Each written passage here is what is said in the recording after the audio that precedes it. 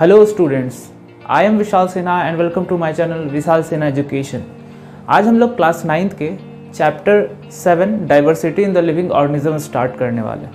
अगर बात की जाए इस चैप्टर की, तो ये चैप्टर कोई एक चैप्टर नहीं है, ये पूरी एक दुनिया है। यानी आज इस चैप्टर में हम जाएंगे और इस दुनिया में जितने भी लिविंग ऑर्गेनिज्म हैं सबकी एक डाटा समझेंगे, सबके बारे में समझेंगे कि आखिर ये ऑर्गेनिज्म किस तरह के होते हैं और किस तरीके से क्लासीफाई किया गया।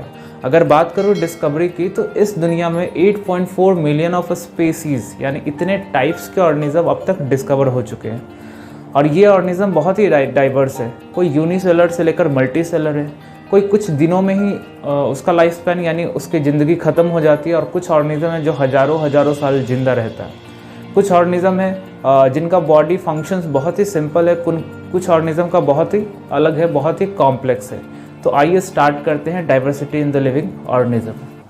जैसा कि मैंने लिखा है, A huge number of varieties in the living organism on earth is known as diversity in the living organism। यानी इस अर्थ के ऊपर जो वेराइटीज़ है, इतनी सारी वेराइटीज़ है इस लिविंग ऑर्गेनिज्म की, इसी को क्या कहेंगे? Diversity in the living organism.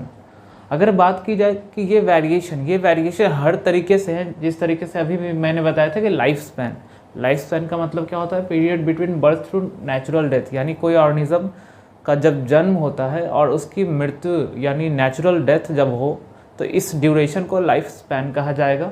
दूसरा, उनकी बॉडी कॉम्प्लेक्सिटी के आधार पे भी हो सकता है कि बॉडी कितना कॉम्प्लेक्स है, वो यूनिसेलर है या फिर मल्टी सेलर है। फीडिंग हैबिट, वो ऑटोट्रॉपिक भी हो सकता है, हेटरोट्रॉपिक भी होता है, सेप्रोट्रॉपिक भी आपने पढ़ा। और उनके बॉडी साइज और शेप के आधार पे भी ये वेराइटीज़ हम देख सकते हैं। अगर आपको सबसे ज़्यादा डाइवर्सिटी देखनी है कि अगर अर्थ के किस रीजन में मैं जाऊँ तो वहाँ सबसे ज़्यादा टाइप्स ऑफ स्पीसीज़ यानी ऑर्गेनिज्म दिखे, सबसे ज़्यादा डाइवर्सिटी दिखे, तो आप अर्थ के इक्वेटर के दोनों तरफ ट्रॉपिक ऑफ कैंसर और ट्रॉपिक ऑफ कैप्रिकॉर्न, इनके बीच में जो एरिया आता है, इस रीजन के बीच में आपको सबसे मैक्सिमम डाइवर्सिटी मिलेगी। अब मैं दिखा रहा हूँ कि किस तरीके से ऑर्गेनिज्म उसका लाइफ स्पैन डिफर करता है। अब एक मॉस्किटो का लाइफ स्पैन 1 वीक है, हाउस फ्लाई का 2 to 3 वीक है, बटरफ्लाई 1 to 2 वीक। यानी हमने क्या देखा कि कुछ ऐसे ऑर्गेनिज्म भी है जैसे मॉस्किटो जो 1 हफ्ते ही जिंदा रहता है, और कुछ ऐसे ऑर्गेनिज्म भी हैं जैसे बैनियन ट्री, इनका लाइफ स्पैन 400 ईयर्स भी है। ध्यान दीजिएगा, ये लाइफ स्पैन अलग अलग वेरी भी कर सकता है। ये क्योंकि हर मॉस्किटो सेम नहीं होता, हर मॉस्किटो की भी स्पेसीज़ अलग अलग होती हैं, तो ये आपका जो नंबर है, ये जो डाटा है, ये अलग भी हो सकता है। यहाँ पैरोट को देख सकते हो, पैरोट का लाइफ स्पैन मैंने 140 ईयर्स लिखा है। क्लास 12 के अगर एनसीईआरटी बुक में आप देखो तो ये नंबर आपको दिख जाएगा। सोचो, अगर इतनी सारे ऑर्गेनिज्म है इस दुनिया में, 8.4 मिलियन ऑफ स्पीसीज अब तक डिस्कवर हो चुकी हैं। अगर मैं सोचूं कि काश मैं इन सारे ऑर्गेनिज्म को पढ़ पाता, तो क्या पॉसिबल है? नहीं। यानी एक इंसान इतने सारे ऑर्गेनिज्म को नहीं पढ़ सकता है, तो इसके लिए कोई ना कोई तरीका तो खोजना था, तो वो तरीका खोजा। देखो इसलिए मैंने लिखा, it was impossible to study each organism due to huge variation, so scientist thought to categorise और group all the living organism. यानी क्या किया हमने? ग्रुपिंग किया। यानी क्यों नहीं इन ऑर्गेनिज्म को पर्टिकुलर ग्रुप्स में डिवाइड कर दिए जाए। यानी ये इस टाइप के ऑर्गेनिज्म, ये इस टाइप के ऑर्गेनिज्म, इस तरीके से डिवीज़न करने से क्या होगा, हम आसानी से पढ़ सकेंगे, कुछ एक अंदाज़ा लगा सकेंगे दुनिया के सारे ऑर्गेनिज्म के टाइप्स, उनके बिहेवियर, उनके बॉडी स्ट्रक्चर्स के आधार पे। अगर बात की जाए, हम लोग नॉर्मल लाइफ में भी ग्रुपिंग करते हैं, यानी अपने काम को आसान करने के लिए ग्रुप में चीज़ों को बांटते हैं ताकि हमारे लिए वो काम समझना या करना बहुत ही आसान हो पाए। सोचो, एक एग्जांपल मैं समझाता हूँ आपको। मान लो इस दुनिया में जो स्टूडेंट्स का नंबर है, इस दुनिया में पूरे जो स्टूडेंट्स हैं, पता है आपको, करोड़ों की संख्या में होंगे, शायद इससे भी ज़्यादा। अगर इन स्टूडेंट्स को क्लासीफाई करें तो किस तरीके से? मान लो अपने कंट्री के स्टूडेंट, इंडिया के सारे स्टूडेंट्स को मानते हैं, तो स्टूडेंट्स एक कैटेगरी हो गई, एक ग्रुप हो गई। हमने जब स्टूडेंट्स बोला तो इसके अंदर वो इंसान, वो लोग आ जाएंगे जो पढ़ते हैं, जो पढ़ाई लिखाई करते हैं। उसके बाद उस स्टूडेंट वाले ग्रुप को हमने बांट दिया अपने स्कूल वाले, यानी जो आपके स्कूल में पढ़ते हैं। तो ये एक छोटा ग्रुप हो गया। उन स्टूडेंट्स में से कुछ बच्चों को आपने अलग कर लिया एक स्कूल के अंदर। क्यों? क्योंकि वो सेम एरिया से बिलोंग कर रहे हैं, सेम बिल्डिंग में पढ़ने जा रहे हैं। उसके बाद एक स्कूल में भी उन बच्चों को और क्लासीफाई किया गया क्लास वाइज, ताकि टीचर को पढ़ाना बहुत ही आसान हो पाए। क्लास 1, क्लास 2, क्लास 3, क्लास 10, 12 यहाँ तक ले जाया गया। उसके बाद गर्ल्स और बॉयज़ के भी सेक्शंस अलग अलग होते हैं, यानी और भी ज़्यादा ग्रुपिंग की। अब मान लो क्लास 9th ही है, class 9th girls batch, class 9th boys batch, यानी क्लासिफिकेशन हम लोग नॉर्मल लाइफ में भी करते हैं ताकि आसान हो पाए। अगर बात करें तो हमने सबसे बड़ा ग्रुप बनाया था कौन, स्टूडेंट्स वाला, फिर उससे एक और छोटा ग्रुप बनाया कौन वाला, स्कूल वाला, उससे और छोटा ग्रुप बनाया क्लास 9 वाला, और उससे भी छोटा ग्रुप बनाया क्लास 9 सेक्शन यानी boys section and girls section. तो इस तरीके से क्लासिफिकेशन किया जाता है ताकि हमारे लिए काम आसान हो पाए। तो इन ऑर्गेनिज्म को क्लासीफाई करने के लिए एक टर्म दिया गया, एक ब्रांच है जिसको कहते हैं टैक्सोनॉमी। टैक्सोनॉमी को सिस्टमेटिक्स भी कह सकते हैं। टैक्सोनॉमी के पापा कौन है, टैक्सोनॉमी के पापा हैं कैरलस लीनियस। आपको ये नाम हमेशा इस चैप्टर में ये रिपीट होगा, याद रखिएगा, कैरलस लीनियस। अब देखिए ये टैक्सोनॉमी क्या है ये समझते हैं। लिखा है, it is a branch of biology in which we study about identification, nomenclature and classification of an organism. Taxonomy biology का वो ब्रांच है जिसमें किसी भी ऑर्गेनिज्म की 3 चीज़ों को हम लोग पढ़ते हैं, उसके आइडेंटिफिकेशन को, उसके नॉमेनक्लेचर को और उसके क्लासिफिकेशन को, इन तीनों चीज़ों को। अब देखते हैं ये तीनों चीज़ें हैं क्या, एक एक करके। सबसे पहले आइडेंटिफिकेशन। आइडेंटिफिकेशन यानी आइडेंटिफाई करना, पहचानना। मान लो आप घर से निकलते हो, ठीक है, आपको एक ऐसा ऑर्गेनिज्म दिख जाए जो देखने में कुत्ते की तरह हो, उसके पास विंग्स हो, वो उड़ सकता है, उसके पास टेल भी हो, वो रेस्पिरेशन गिल्स से करता है, यानी कुछ भी मैंने अटपटा सा सोच लिया बस आपको समझाने के लिए। तो जब आप उस ऑर्गेनिज्म को देखते हो और मान लो इस दुनिया में आप वो पहले इंसान हो जिसने उस ऑर्गेनिज्म को देखा है, तो आपने एक नई ऑर्गेनिज्म की डिस्कवरी की, ठीक है, नए ऑर्गेनिज्म को खोजा। अब जब उस ऑर्गेनिज्म को देखोगे तो किसी को एक्सप्लेन करोगे, तो उसके पहले एक्सप्लेन करने के पहले हम आइडेंटिफाई करते हैं, पहचानते हैं। कैसे? आप देखो कि अच्छा ये ऑर्गेनिज्म का जो बॉडी स्ट्रक्चर ये तो डॉग की तरह है, इस ऑर्गेनिज्म के पास एक फीचर तो बर्ड वाले, इस ऑर्गेनिज्म के पास एक फीचर तो फिश वाले भी है। यानी हम पहचानते हैं किसी दूसरे ऑर्गेनिज्म से कंपेयर करके एक ऑर्गेनिज्म को। यही मैंने लिखा है, a process by which an organism is recognised from other already known organism to keep it into particular group, ताकि एक पर्टिकुलर ग्रुप में उसको रखकर बताया जा सके। तो ये था आइडेंटिफिकेशन, यानी उसको आइडेंटिफाई करना, पहचानना। अब जो दूसरा प्रोसेस है वो है नॉमेनक्लेचर। सिंपली कह सकते हैं नेमिंग ऑफ ऑर्गेनिज्म, यानी आपने उस स्पेसिस को डिस्कवर किया तो भाई नाम भी रखना है उसको, दूसरे को बताएंगे। तो जो नेमिंग होते हैं, जो नॉमेनक्लेचर भी होता है, 2 टाइप का होता है, एक होता है कॉमन नेम, एक होता है साइंटिफिक नेम। कॉमन नेम को ट्राइबल नेम कहते हैं और साइंटिफिक नेम को साइंटिफिक नेम ही कह सकते हैं। यानी कुछ ऐसा सोचो, कॉमन नेम क्या, यानी जो कॉमनली होता है, किसी भी लिविंग ऑर्गेनिज्म का एक कॉमन नेम भी होता है। यानी ये कॉमन नेम का प्रॉब्लम क्या है ये देखते हैं। पहला बात, ये कॉमन पीपल के द्वारा दिया जाएगा। ये कॉमन नेम अलग अलग जगहों पे अलग अलग हो जाता है, या लैंग्वेज के आधार पे भी अलग अलग हो जाता है। आपको पता होगा कि हमारी भाषाएं में भी जो हम लैंग्वेज यूज़ करते हैं, वो लैंग्वेज के कुछ वर्ड्स किसी दूसरे लैंग्वेज में उसका मतलब कुछ और हो जाता है, तो ये मिसलीडिंग हो जाते हैं। समटाइम मिसलीडिंग, ये कभी कभी बहुत ही प्रॉब्लम क्रिएट करते हैं। जैसे यहाँ भी देखते हैं, यहाँ मैंने लिखा है कुछ फिशेस के नाम, devil fish, cuttle fish, cray fish, silver fish, star fish, basket fish, jelly fish and hag fish. ये जितने भी फिश के नाम आपने देखे हैं ना, ये इनमें से कोई भी फिश नहीं है, ये सब है क्या, फॉल्स फिश। इन सबको फॉल्स फिश कहते हैं। रीज़न क्या है? रीज़न यह है कि ये फिश भले नाम है लेकिन फिश जैसा कोई भी स्ट्रक्चर इसके अंदर नहीं पाया जाता, इसलिए फॉल्स फिश कहते हैं। इसको एक्चुअली याद करने का एक तरीका भी, एक ट्रिक के द्वारा याद कर सकते हो।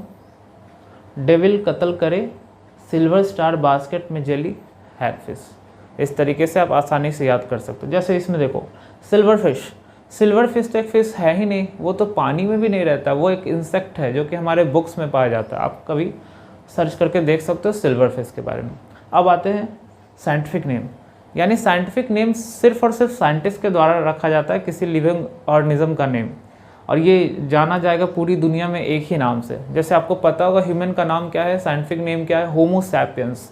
तो जब भी आप होमो सैपियंस बोलोगे तो चाहे किसी भी कंट्री में चले जाओ, वहाँ के लोग, वहाँ के साइंटिस्ट समझ जाएंगे कि आपने किसकी बात की है, एक इंसान की बात की है।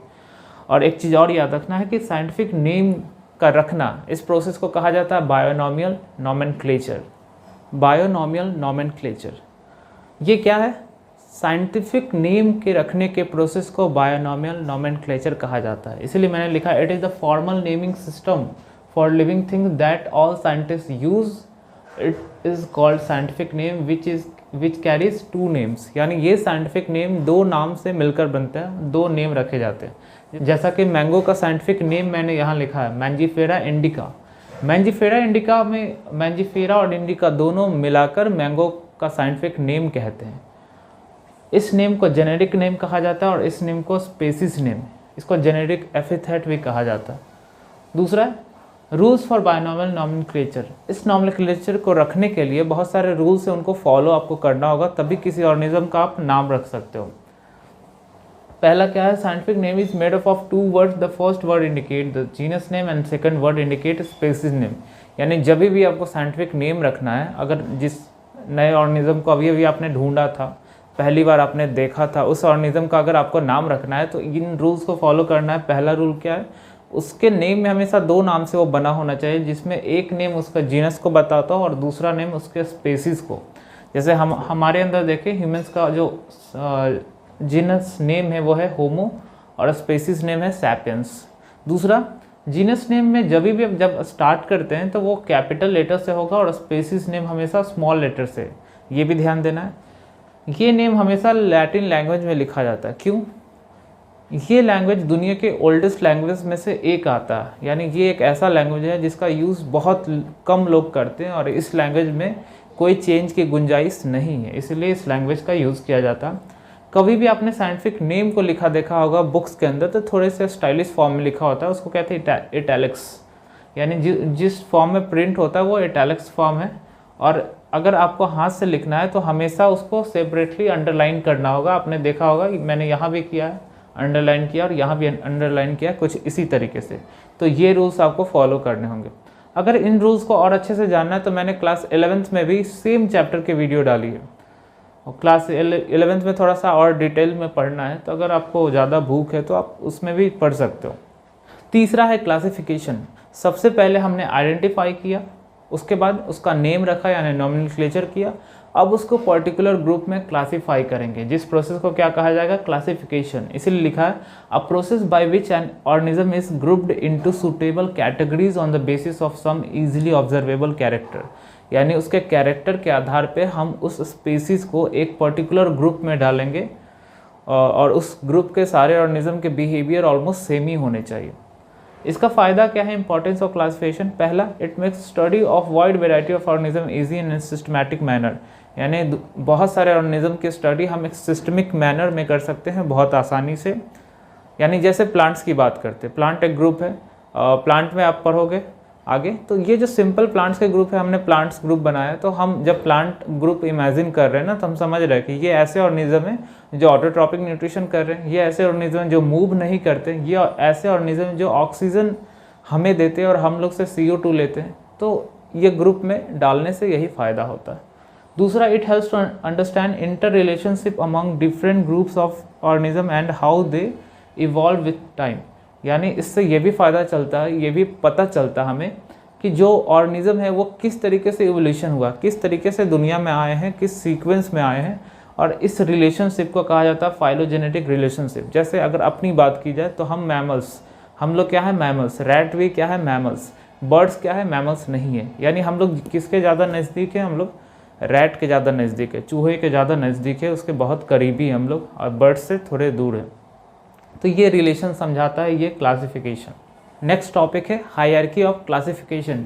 यानी किसी ऑर्गेनिज्म को क्लासिफाई किया जाता है उसके असेंडिंग या डिसेंडिंग ऑर्डर के आधार पे, तो इसको क्या कहेंगे, hierarchy of classification. Actually hierarchy का डेफिनेशन समझते हैं, ये क्या है, डिसेंडिंग और ascending arrangement of a taxonomical categories और ग्रुप इज कॉल्ड हायरार्की। यानी किसी भी ग्रुप का हम जो बिहेवियर है या फिर नंबर समझ सकते हैं, असेंडिंग या डिसेंडिंग ऑर्डर में अगर अरेंज कर रहे हैं पर्टिकुलर ग्रुप बनाते हुए, तो इसको कहा जाएगा हायरार्की। देखो, ग्रुप को टैक्सोनॉमिक ग्रुप भी कहा जाता है या फिर टैक्सॉन भी कहा जाता है, तो आपको कंफ्यूज नहीं होना है। टोटल जो यहाँ ग्रुप बनाया गया है वो कितना है, 7। टोटल 7 ग्रुप्स बनाए गए हैं। कौन कौन, kingdom, division, phylum, class, order, family, genus, species. ध्यान दीजिएगा, डिवीज़न प्लांट्स के लिए यूज़ होता है और फाइलम एनिमल के लिए। तो ये सब क्या है, ये ग्रुप है। और इस ग्रुप में जब आप देखो तो number of similar character increases down the group, यानी जैसे जैसे आप नीचे जाओगे इस ग्रुप में सिमिलर कैरेक्टर ऑर्गेनिज्म के बीच में क्या होंगे, बढ़ते जाएंगे। यानी उस एग्जांपल को फिर से समझते हैं। हमने जो स्टूडेंट वाला ग्रुप बनाया था, सबसे लार्जेस्ट ग्रुप, यहाँ जो सबसे लार्जेस्ट ग्रुप है, इस ग्रुप में देखें तो सिमिलैरिटीज़ बहुत कम होंगी, क्योंकि इस स्टूडेंट वाले ग्रुप में हर एज के लोग जो स्टूडेंट है वो आ जाएंगे। वो बच्चा भी हो सकता है 10 साल का, और वो 25-30 ईयर्स के कोई बड़ा स्टूडेंट भी हो सकता है। वो किसी भी कंट्री से हो सकता है, वो किसी भी स्टेट से हो सकता है, वो किसी तरह का किसी भी अलग माइंडसेट का हो सकता है। तो जो बड़ा किंगडम, जो बड़ा ग्रुप बनता है, वो उसमें डाइवर्सिटी ज़्यादा होती है, लेकिन नंबर ऑफ ऑर्गेनिज्म भी ज़्यादा होते हैं, लेकिन सिमिलैरिटीज़ बहुत कम होंगी। अब उससे जब हम नीचे आए थे, हमने एक स्कूल वाला ग्रुप बनाया था। उसमें क्या हुए थे, उस लोकल एरिया के स्टूडेंट आते थे, यानी वहाँ सिमिलैरिटीज़ बढ़ गई थी। फिर एक और ग्रुप बनाया था क्लास 9th ग्रुप। अब तो सिमिलैरिटीज़ और ज़्यादा बढ़ गई थी, क्योंकि हमने एक पर्टिकुलर एज वाले बच्चों को ही क्लास 9th ग्रुप में डाला था। उसके बाद सबसे स्मॉलेस्ट ग्रुप बनाया था हमने सेक्शन वाइज, बॉयज़ ग्रुप और क्लास 9th बॉयज़ ग्रुप और क्लास 9th गर्ल्स ग्रुप। तो ये सबसे छोटा ग्रुप हुआ। तो अगर सबसे छोटे ग्रुप की बात करें, अगर क्लास 9th बॉयज़ ग्रुप की बात करें, तो इसमें सिमिलैरिटीज़ और भी ज़्यादा होंगी। नंबर ऑफ इंडिविजुअल यानी नंबर ऑफ ऑर्गेनिज्म का नंबर क्या हो जाएगा, कम हो जाएगा। तो ये भी ध्यान रखना है कि जो सबसे बड़ा ग्रुप बनता है उसमें ऑर्गेनिज्म का नंबर सबसे ज़्यादा होता है, सिमिलैरिटीज़ कम होती है। जो सबसे छोटा ग्रुप बनता है उसमें ऑर्गेनिज्म का नंबर कम होता है, लेकिन सिमिलैरिटीज़ ज़्यादा होती है। इसमें ध्यान दीजिएगा, इसीलिए मैंने लिखा है number of similar character increases down the group, यानी जैसे जैसे नीचे जाएंगे इस ग्रुप में ये इंक्रीज करेगा। नोट है, स्पीसीज क्या है, स्पीसीज सबसे बेसिक यूनिट है इस पूरे के पूरे क्लासिफिकेशन का, और ये सबसे स्मॉलेस्ट टैक्सॉन भी है, या कह सकते हैं सबसे स्मॉलेस्ट ग्रुप भी है। जो क्लास 9th सेक्शन ग्रुप था, वैसे ही ये स्पीसीज ग्रुप है। एक एग्जाम्पल ह्यूमन का समझ सकते हैं, जैसे ह्यूमन की बात करें। अच्छा, इनको याद करने के लिए इस तरीके से याद कर सकते हो, केडी कॉफ जीएस। मान लो केडी कॉफ नाम के कोई राइटर हैं जिन्होंने जीएस की बुक लॉन्च की है, तो केडी कॉफ जीएस, इस तरीके से आपको ये रट लेना है, केडी कॉफ जीएस, केडी कॉफ जीएस। अब एक एग्जाम्पल समझते हैं ह्यूमन को लेके। अगर ह्यूमन की बात की जाए तो ह्यूमन कौन से किंगडम से हम लोग बिलोंग करते हैं, किंगडम एनिमलिया। हमारा फाइलम क्या है, कॉर्डेटा। हम किस क्लास से बिलोंग करते हैं, ममेलिया। हमारा ऑर्डर क्या है, प्राइमेट्स। हम किस फैमिली से बिलोंग करते हैं, होमिनिडी। जीनस क्या है हमारा, होमो, और स्पेसीज क्या है, सैपियंस।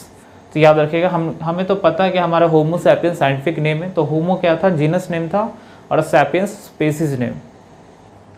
हमारा जो नेक्स्ट टॉपिक है वो है बायोलॉजिकल क्लासिफिकेशन, यानी किस तरीके से ऑर्गेनिज्म को क्लासिफाई किया गया। एक्चुअली सबसे पहले जो किंगडम आया वो आया 2 किंगडम क्लासिफिकेशन, यानी दुनिया के सारे ऑर्गेनिज्म को 2 किंगडम में रख दिया गया, प्लांट किंगडम और एनिमल किंगडम। किस बेसिस पे, उनमें सेल वॉल, उनके सेल के अंदर सेल वॉल प्रेजेंट है या एब्सेंट है, इसके बेसिस पे।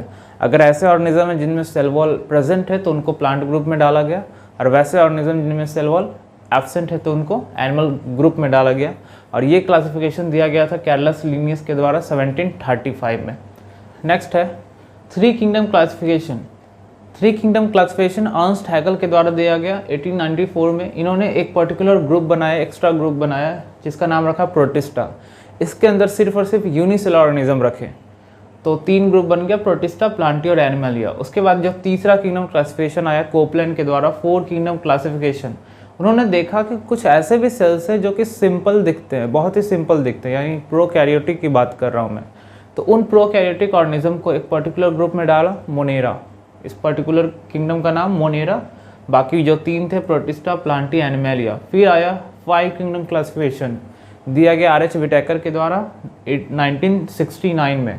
इन्होंने एक और ग्रुप इंट्रोड्यूस किया, फंजाई ग्रुप, यानी ये ऐसे ग्रुप थे जिनकी बॉडी स्ट्रक्चर थोड़ी अलग थी और इनका न्यूट्रिशन भी सबसे अलग था बाकी सब ऑर्गेनिज्म से, इसलिए एक पर्टिकुलर ग्रुप बना, फंजाई ग्रुप। तो यहाँ हम देखें तो 5 हमको किंगडम दिख रहे हैं, मोनेरा, प्रोटिस्टा, फंजाई, प्लांटी और एनिमलिया। फंजाई सैप्रोट्रॉपिक न्यूट्रिशन करता है। सैप्रोट्रॉपिक मतलब वो किसी चीज़ से एब्जॉर्ब करेगा फूड मटेरियल को, यानी डेड एंड डिकाइंग पार्ट से फूड मटेरियल को एब्जॉर्ब करता है अपने बॉडी के अंदर। इस टाइप के न्यूट्रिशन को सैप्रोट्रॉपिक कहते हैं। प्लांट्स आपको पता है ऑटोट्रॉपिक। देखिए अगर इस किंगडम में देखें, इन सारे किंगडम में देखें तो ये जो है मोनेरा किंगडम, इसमें प्रोकैरियोटिक ऑर्गेनिज्म आएंगे, और ये जो चारों किंगडम है इसमें यूकैरियोटिक ऑर्गेनिज्म। दूसरा मोनेरा और प्रोटिस्टा ये दोनों यूनिसेलर, यानी इन दोनों किंगडम में सिर्फ और सिर्फ यूनिसेलर ऑर्गेनिज्म पाए जाएंगे, और फंजाई प्लांटी एनिमलिया में मल्टीसेलर। तो आखिर आर.एच. विटेकर ने किस बेसिस पे ये किंगडम दिया, किस बेसिस पे ये क्लासिफिकेशन किया? तो टोटल 5 बेसिस है, और जो आपको याद रखना है वो मेनली 3 है। उन्होंने देखा कि सेल स्ट्रक्चर कैसा है, यानी वो ऑर्गेनिज्म प्रोकैरियोटिक है या फिर यूकैरियोटिक है, इसके आधार पे। दूसरा थैलस और बॉडी ऑर्गेनाइजेशन, यानी उनकी बॉडी कैसी है, यूनिसेलर है या फिर मल्टीसेलर है, इसके आधार पर डिवीज़न किया गया। तीसरा है मोड ऑफ न्यूट्रिशन, किस टाइप से वो न्यूट्रिशन करता है, वो हेट्रोट्रॉपिक है या फिर ऑटोट्रॉपिक है, इसके आधार पे। कुछ और भी है, जैसे रिप्रोडक्शन कैसे करता है, और फाइलोजेनेटिक रिलेशनशिप मतलब इवोल्यूशनरी रिलेशनशिप, यानी एक ऑर्गेनिज्म कैसे दूसरे ऑर्गेनिज्म से रिलेशन में है, एक ऑर्गेनिज्म दूसरे ऑर्गेनिज्म से कैसे रिलेशन में, इस रिलेशनशिप को कहा जाता है evolutionary relationship. After 5 kingdom classification एक साइंटिस्ट आए कार्ल वोज नाम के, उन्होंने बताया कि सबसे पहले उन्होंने अपना क्लासिफिकेशन किस तरीके से किया, उन्होंने 3 डोमेन दिया, यानी एक ऐसा ग्रुप दिया जो कि किंगडम से भी बड़ा था। तो यहाँ ये जो 3 ग्रुप देख रहे हो, आर्किया, बैक्टीरिया और यूकैरिया, ये तीनों ऐसा ग्रुप है जो कि किंगडम से भी बड़ा है। उसके अंदर कुछ किंगडम को रखा, आर्किया के अंदर आर्की बैक्टीरिया नाम का एक किंगडम बनाया उन्होंने, बैक्टीरिया के अंदर मोनेरा जो हमने अभी पढ़ा, और यूकैरिया के अंदर बाकी जो चारों हैं। रीज़न क्या है कि उन्होंने ऐसा क्यों किया? देखो, एक आर्की बैक्टीरिया होता है, ये बैक्टीरिया बहुत ही अलग टाइप का होता है। इसका जो सेल वॉल होता है, इसमें कुछ अलग कंपोनेंट होते हैं। ये हाई टेम्परेचर से लेकर बहुत लो टेम्परेचर तक जिंदा रह सकता है, इसीलिए एक पर्टिकुलर उन्होंने किंगडम दे दिया आर्की बैक्टीरिया के लिए। जनरली हमको ये पढ़ना नहीं है, और बस एनसीईआरटी ने कुछ लाइन इसके लिए डिस्कस किए हैं, इसीलिए मैंने भी बता दिया आपको। नेक्स्ट टॉपिक बहुत ही इंपॉर्टेंट, फाइलोजेनेटिक और इवोल्यूशनरी ट्री। समझते हैं इसको? अगर यहाँ देखो तो ऐसा लग रहा है कि ये कोई फुटप्रिंट है किसी एनिमल का, किसी एलियन का, वैसा ही कुछ दिख रहा है। देखो, इसमें ये दिखाया गया कि किस तरीके से किंगडम के ऑर्गेनिज्म ऑरिजिनेट हुए, किस तरीके से आए दुनिया में। सबसे पहले the most simplest organism, the most simplest kingdom कौन है? मोनेरा। तो ऐसा मान के चलते कि मोनेरा किंगडम में जो प्रोकैरियोटिक ऑर्गेनिज्म है वो दुनिया में सबसे पहले आए, ठीक है। उसके अंदर फिर कुछ चेंजेस आते गए और वो सारे यूकैरियोटिक हो गए, उनके जो सेल्स थे वो यूकैरियोटिक हो गए, और एक और किंगडम बन गया प्रोटिस्टा। प्रोटिस्टा किंगडम में क्या था कि मिक्स टाइप के ऑर्गेनिज्म थे। ये ऑर्गेनिज्म अलग अलग तरीके से न्यूट्रिशन करते थे। कुछ प्रोटिस्टा के मेंबर फोटोसिंथेसिस करते थे, कुछ ऑर्गेनिज्म फंजाई की तरह सेपरेट्रॉपिक न्यूट्रिशन करते थे, यानी एब्जॉर्प्शन करते थे फूड का, और कुछ ऑर्गेनिज्म होलोजोइक न्यूट्रिशन यानी इंजेशन कह सकते हैं, यानी फूड को जो हम डायरेक्ट एंटर कराते हैं और उसके बाद डाइजेशन करते हैं, इस टाइप के न्यूट्रिशन को कहा जाता है होलोजोइक न्यूट्रिशन, और इस प्रोसेस को इजेशन। तो ऐसा समझ लो कि इसके बाद जो मॉडिफिकेशन आया जो ऑर्गेनिज्म में प्रोटिस्टा किंगडम में, इसमें तीनों टाइप के मिक्स ऑर्गेनिज्म थे, यानी इसके अंदर ही ऑर्गेनिज्म में मॉडिफिकेशन हुआ और वो क्या बना दिए? Plant group. इसके अंदर ही कुछ वैसे भी ऑर्गेनिज्म थे, कुछ ऐसे मेंबर्स भी थे जिनके अंदर भी मॉडिफिकेशन हो गया, और क्या बनाए वो? Fungi group. और उसके कुछ ऐसे भी ऑर्गेनिज्म थे जो होलोजोइक न्यूट्रिशन करते थे, तो उन्होंने एक पर्टिकुलर किंगडम बनाया, ग्रुप बनाया, किंगडम एनिमलिया यानी एनिमल ग्रुप। तो इस तरीके से दुनिया में चीज़ें आई। देखो, अगर इस लाइन को ध्यान दो, कॉम्प्लेक्सिटी ऑफ सेल, यानी इस लाइन के नीचे जो ऑर्गेनिज्म है वो प्रोकैरियोटिक, और इस लाइन के ऊपर जितने भी ऑर्गेनिज्म आएंगे, जितने भी किंगडम आएंगे, उसके अंदर सेल के अंदर यूकैरियोटिक सेल होगा। फिर देखते हैं दूसरा जो लाइन है, कॉम्प्लेक्सिटी ऑफ एन ऑर्गेनिज्म। तो ये कॉम्प्लेक्सिटी क्या है? इस लाइन के नीचे जितने भी 2 किंगडम आ रहे हैं वो सब यूनिसेलर, और इस लाइन के ऊपर जितने तीनों किंगडम आपने देखा वो सब मल्टीसेलर है।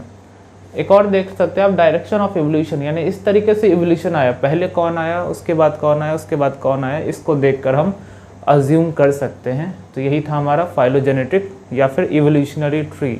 हाँ, तो देखते हैं कि ये 5 किंगडम क्लासिफिकेशन को किस तरीके से क्लासीफाई किया गया। Total 5 kingdom, Monera, protista, fungi, Plantae और एनिमलिया। अगर सेल टाइप की बात करें, कौन से किंगडम में किस टाइप का सेल है, तो इसमें प्रोकैरियोटिक सेल, और इन चारों में यूकैरियोटिक सेल। अच्छा, ये बता सकते हो, अगर प्रोकैरियोटिक सेल है तो उसके अंदर न्यूक्लियर मेम्ब्रेन एब्सेंट होगा या प्रेजेंट होगा? एब्सेंट होगा। यानी अगर न्यूक्लियर मेम्ब्रेन की बात करें तो मोनेरा में न्यूक्लियर मेम्ब्रेन एब्सेंट होगा, बाकी चारों में प्रेजेंट होगा। क्यों? क्योंकि यूकैरियोटिक सेल से बने हुए। अगर सेल वॉल की बात करें तो नॉन सेलुलोजिक का मतलब सेलुलोज से नहीं बना हुआ, तो किस चीज़ से बना हुआ है? पेप्टिडोग्लाइकन। बैक्टीरिया का जो सेल वॉल होता है वो पेप्टिडोग्लाइकन का बना होता है। प्रोटिस्टा की बात करें तो कुछ मेंबर्स में सेल वॉल होते हैं और ज़्यादातर मेंबर में एब्सेंट ही होते हैं। फंजाई में भी नॉन सेलुलोजिक यानी सेलुलोज से नहीं बना होगा। किससे बना होगा? काइटिन नाम के एक मटेरियल से। प्लांट में सेलुलोज से बना हुआ होता है, इसलिए सेलुलोजिक लिखा। और एनिमल में तो आपको पता ही है कि सेल वॉल एब्सेंट होता है। नेक्स्ट आते हैं बॉडी ऑर्गेनाइजेशन। बात करें तो मोनेरा और प्रोटिस्टा ये दोनों यूनिसेलर ऑर्गेनिज्म है। इसके अंदर जितने भी ऑर्गेनिज्म होंगे वो सब यूनिसेलर होंगे। फंजाई प्लांटी एनिमलिया में मल्टीसेलर। थोड़ा सा यहाँ ध्यान देना है कि मल्टीसेलर ऑर्गेनिज्म में इनका जो टिश्यू होता है ये लूज टिश्यू होता है, यानी इनके सारे सेल्स मिलकर कोई पर्टिकुलर फंक्शन नहीं करेंगे, इसलिए टिश्यू कह भी सकते और नहीं भी कह सकते। जब प्लांट में आते तो प्लांट में टिश्यू और ऑर्गन दोनों देखते हैं। मल्टीसेलर होते हुए ये टिश्यू और ऑर्गन है। और एनिमल्स की बात करते हैं तो इसमें ऐसे भी ऑर्गेनिज्म हैं जिनके अंदर टिश्यू है, कुछ ऐसे ऑर्गेनिज्म हैं जिनके अंदर ऑर्गन है, और कुछ ऐसे ऑर्गेनिज्म है हम लोग की तरह जिनके अंदर हर चीज़ है, ऑर्गन सिस्टम या टिश्यू। अगर न्यूट्रिशन की बात करें तो मोनेरा में ज़्यादातर ऑर्गेनिज्म हेटेरोट्रॉपिक न्यूट्रिशन शो करते हैं, यानी किसी दूसरे पे डिपेंड रहना फूड को लेने के लिए, न्यूट्रिशन लेने के लिए। प्रोटिस्टा में दोनों टाइप के ऑर्गेनिज्म होते हैं, हेटेरोट्रॉपिक भी और ऑटोट्रॉपिक भी, क्योंकि हमने अभी अभी फाइलोजेनेटिक ट्री में देखा था कि ये एक ऐसा किंगडम है जिसमें हर टाइप के ऑर्गेनिज्म पाए जाएंगे, यानी हेटेरोट्रॉपिक में सेपरोट्रॉपिक भी ये करेगा।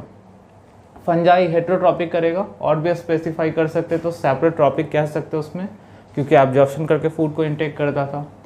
प्लांट्स जनरली फोटोसिंथेसिस करेंगे, यानी ऑटोट्रॉपिक हैं ये, और एनिमल्स हेटेरोट्रॉपिक। एनिमल्स जिस टाइप का न्यूट्रिशन शो करते हैं उनको कहा जाता है होलोजोइक टाइप ऑफ न्यूट्रिशन। क्यों?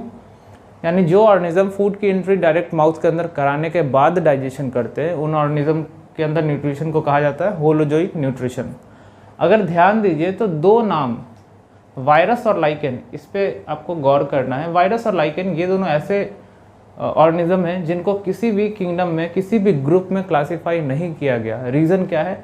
इनके एबनॉर्मल बिहेवियर के कारण। वायरस एक ऐसा ऑर्गेनिज्म है जो लिविंग और नॉन लिविंग दोनों की तरह बिहेव करता है, इसीलिए किसी क्लासिफिकेशन में किसी किंगडम में नहीं रखा गया। अगर लाइकेंस की बात करते हैं तो लाइकेंस में कुछ ऐसे ऑर्गेनिज्म हैं जो कि एल्गी और फंजाई दोनों से मिलके बने होते हैं, इसीलिए उनको भी किसी किंगडम में क्लासीफाई नहीं किया गया। 5 किंगडम क्लासिफिकेशन के अंदर जो हमारा फर्स्ट किंगडम है वो है किंगडम मोनेरा। तो आइए पढ़ते हैं किंगडम मोनेरा। किंगडम मोनेरा में जो सबसे फर्स्ट मैंने लिखा है वो है प्रोकैरियोटिक, यानी किंगडम मोनेरा के सारे मेंबर्स क्या होंगे? प्रोकैरियोटिक होंगे। आई थिंक समझ सकते हो आप प्रोकैरियोटिक का मतलब, यानी उसमें न्यूक्लियर मेम्ब्रेन क्या होगा? एब्सेंट होगा। यानी उसमें राइबोसोम कैसा होगा? स्वेंटियस टाइप होगा। यानी उसमें सेल ऑर्गेनल एब्सेंट होंगे या प्रेजेंट होंगे? एब्सेंट होंगे। तो ये सारी चीज़ें आपने पहले भी पढ़ ली है। दूसरा यूनिसेलर, इसके मेंबर सारे के सारे मेंबर यूनिसेलर ही होते हैं और हेटेरोट्रॉपिक होते हैं, यानी न्यूट्रिशन किसी दूसरे से लेंगे। लेकिन इसके कुछ मेंबर ऑटोट्रॉपिक भी होते हैं, यानी फोटोसिंथेसिस भी करते हैं। हम लोग देखते हैं मोनेरा को जनरली 4 पार्ट में मैंने डिवाइड किया है। पहला है आर्की बैक्टीरिया, दूसरा यू बैक्टीरिया, तीसरा माइकोप्लाज्मा और चौथा है एक्टिनोमाइसिटीज। इसको फिलामेंटस बैक्टीरिया भी कहते हैं, यानी इस ग्रुप में वैसे बैक्टीरिया आ जाएंगे जिनके अंदर फिलामेंट्स हैं, वो फिलामेंट्स की मदद से मूव कर सकते हैं। यू बैक्टीरिया को 2 पार्ट में डिवाइड किया, बैक्टीरिया और साइनोबैक्टीरिया, जिसको BGA कहा जाता है, ब्लू ग्रीन एल्गी, और ये वही बैक्टीरिया जो ऑटोट्रॉपिक न्यूट्रिशन करता है। तो देखते हैं आर्की बैक्टीरिया के बारे में। कहीं ना कहीं आपने नाम शायद सुना है आर्की बैक्टीरिया, अभी तुरंत सुना था। 6 किंगडम क्लासिफिकेशन यानी 3 डोमेन थ्योरी में जो कार्ल वूस ने दिया था उसमें आपने आर्की बैक्टीरिया भी देखा था। आर्की बैक्टीरिया को एंशिएंट बैक्टीरिया भी कहते हैं। क्यों? क्योंकि ऐसा माना जाता है कि इवोल्यूशन के दौरान सबसे फर्स्ट यही बैक्टीरिया अराइज होता है, और ये बैक्टीरिया के अंदर ऐसा सेल वॉल होता है जो बहुत ही एडवर्स कंडीशन को टॉलरेट कर सकता है, बर्दाश्त कर सकता है, यानी बहुत हाई टेम्परेचर को भी और लो टेम्परेचर को भी टॉलरेट कर सकता है। तो इसके सेल वॉल का ही कॉम्पोजिशन कुछ ऐसा होता है। इसमें एग्जांपल मैंने मिथेनोजेन लिखवाया है, हेलोफाइल और थर्मोएसिडोफिल्स। मिथेनोजेंस यानी वो आर्की बैक्टीरिया जो मीथेन प्रोड्यूस कर रहे हैं, और ये कहाँ होंगे? ये आपको होंगे काउडंग में। काउडंग में ये जनरली स्मेल जो आती है काउडंग से, गोबर से, वो स्मेल इसीलिए आती है क्योंकि उसमें मिथेनोजेंस होते हैं, ये मीथेन रिलीज करने वाले बैक्टीरिया होते हैं। हेलोफाइल्स ये बहुत ही एल्कलाइन यानी बेसिक मीडियम में जिंदा रह सकते हैं, और ये बहुत ही हाई टेम्परेचर पे ये बैक्टीरिया जिंदा रह सकते हैं। तो ये तीनों मेंबर्स किसके हैं? आर्की बैक्टीरिया के। अब देखते हैं, अगर बैक्टीरिया की बात की जाए तो बैक्टीरिया के शेप भी अलग अलग होते हैं, उनके शेप के आधार पे भी उनको नाम दिया गया है। जैसे पहला है कोकस यानी स्फेरिकल बैक्टीरिया, जिनका बॉडी शेप क्या हो? स्फेरिकल हो। दूसरा है बैसिलस, रॉड शेप बैक्टीरिया, तीसरा है स्पाइरुलम जिसको स्पाइरल शेप कह सकते हैं, और फोर्थ है विब्रियो जिसको कॉमा शेप बैक्टीरिया कह सकते हैं। जैसे बैसिलस में राइजोबियम का नाम आपने सुना होगा, यानी ये वो बैक्टीरिया जो कि नाइट्रोजन फिक्सेशन करवाता है प्लांट रूट के अंदर, तो उसका जो शेप होता है वो क्या होता है, रॉड शेप्ड। और भी कुछ बैक्टीरिया जैसे ये बैक्टीरिया ये निमोनिया कॉज करता है, तो बहुत सारे बैक्टीरिया। नेक्स्ट बात करते हैं साइनोबैक्टीरिया के बारे में। ये बैक्टीरिया फोटोसिंथेटिक प्रोकैरियोटिक बैक्टीरिया हैं जो कि N2 फिक्सेशन में भी हेल्प करते हैं, नाइट्रोजन फिक्सेशन में। एग्जांपल याद रख सकते हो, स्पाइरुलिना, एनाबिना और ऑसिटुलेरिया, और भी बहुत सारे बैक्टीरिया आ जाएंगे इसके अंदर। माइकोप्लाज्मा को स्मॉलेस्ट प्रोकैरियोट कहते हैं, यानी दुनिया का सबसे स्मॉलेस्ट ऑर्गेनिज्म कौन है, माइकोप्लाज्मा। इसको जोकर ऑफ द किंगडम भी कहा जाता है। नेक्स्ट है, इनको PPLO के नाम से भी आप लोग जानते हैं ना, PPLO प्लूरोनिमोनिया लाइक ऑर्गेनिज्म। आखिर इसके पीछे स्टोरी क्या है? इसके पीछे एक छोटी सी स्टोरी है। 2 साइंटिस्ट थे, उन्होंने क्या किया था, एक कैटल्स यानी किसी काऊ के अंदर उनके लंग्स, जो लंग्स होता है हमारा, लंग्स का जो आउटर कवरिंग होता है वहाँ कुछ फ्लूइड होता है, कुछ लिक्विड होता है जिसको प्लूरल फ्लूइड कहते हैं। उस फ्लूइड के अंदर इन्होंने इस माइकोप्लाज्मा को उन्होंने डिस्कवर किया था, और उस जो काऊ को क्या था, उसको निमोनिया हो चुका था, इसलिए इसका नाम रख दिया प्लूरोनिमोनिया लाइक ऑर्गेनिज्म। माइकोप्लाज्मा बीमारी कॉज करता है कुछ प्लांट्स में भी, और कैटल्स के बारे में तो हमने बात कर ही ली। मोनेरा के बाद जो हमारा सेकंड किंगडम है वो है किंगडम प्रोटिस्टा। तो आइए देखते हैं। किंगडम प्रोटिस्टा के सारे मेंबर्स यूकैरियोटिक सेल वाले होंगे, तो इसमें क्या होगा, इसमें सारे सेल ऑर्गेनेल प्रेजेंट होंगे, इसमें न्यूक्लियर मेम्ब्रेन भी प्रेजेंट होगा, इसमें राइबोसोम जो होगा वो ATS टाइप होगा, याद रखना है। नेक्स्ट है यूनिसेलर, यानी इसके सारे मेंबर्स प्रोटिस्टा के और मोनेरा के भी, ये दोनों किंगडम के सारे मेंबर्स यूनिसेलर होंगे। नेक्स्ट है हेटेरोट्रॉपिक, ऑटोट्रॉपिक और सैप्रोफिटिक, यानी इसके सारे ऑर्गेनिज्म तीनों टाइप का न्यूट्रिशन शो करेंगे, यानी अलग अलग टाइप के ऑर्गेनिज्म है, क्योंकि ये किंगडम मिक्स टाइप के ऑर्गेनिज्म से भरा पड़ा है। अगर बात करें नेक्स्ट एसेक्सुअल रिप्रोडक्शन, इसमें होता है कैसे, बाइनरी फ्यूजन के द्वारा और स्पोर फॉर्मेशन के द्वारा। एक और पॉइंट छूटा है, इसके जो मेंबर्स होते हैं इनके पास लोकोमोटरी ऑर्गन होता है, यानी लोकोमोशन करने के लिए। लोकोमोशन क्या होता है पहले ये समझते हैं। जब आप एक जगह से दूसरी जगह मूव कर रहे हैं, अपने प्लेस को चेंज कर रहे हैं, इस प्रोसेस को कहा गया लोकोमोशन। और मूवमेंट क्या होगा, मूवमेंट किसी भी तरीके का कोई भी मूवमेंट है तो वो सबको मूवमेंट ही कहेंगे, लेकिन प्लेस चेंज हो रहा है किसी ऑर्गेनिज्म का तो उसको कहेंगे लोकोमोशन। इसमें लोकोमोशन करने के लिए सीलिया है, फ्लैजेला और स्यूडोपोडिया है, ठीक है। अगर सेक्सुअल रिप्रोडक्शन की बात की जाए तो सेक्सुअल रिप्रोडक्शन का ये पहला ऐसा किंगडम है जिसमें सेक्सुअल रिप्रोडक्शन अराइज होता है, क्योंकि मोनेरा किंगडम के किसी भी मेंबर में सेक्सुअल रिप्रोडक्शन नहीं होता है, लेकिन प्रोटिस्टा में होता है। प्रोटिस्टा किंगडम को भी हमने 3 ग्रुप में बांटा है। पहला है फोटोसिंथेटिक प्रोटिस्ट, दूसरा है कंज्यूमर डिकम्पोजर प्रोटिस्ट, और तीसरा है प्रोटोजोवन प्रोटिस्ट। अगर बात करें इसके अंदर एग्जाम्पल बस आपको याद रखना है, क्राइसोफाइटा जिसके अंदर 2 ऑर्गेनिज्म आते हैं, डाईएटम्स और डेस्माइट्स, दूसरा है डाइनोफ्लैजेलेट्स और तीसरा यूग्लिनोइड्स। एक खास बात बताऊं, डाइनोफ्लैजेलेट्स को कहा जाता है ना प्रोकैरियोटिक है ना यूकैरियोटिक है, ये है मेसोकैरियोटिक। कुछ रीज़न है वो आपको नहीं जानना।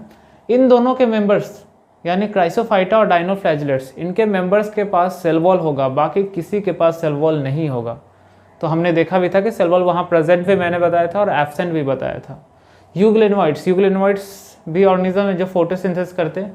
तो ये जो तीनों एग्जाम्पल मैंने दिखाई, ये तीनों क्या करते हैं, फोटोसिंथेसिस करते हैं, इसीलिए फोटोसिंथेटिक प्रोटिस्ट कहा गया।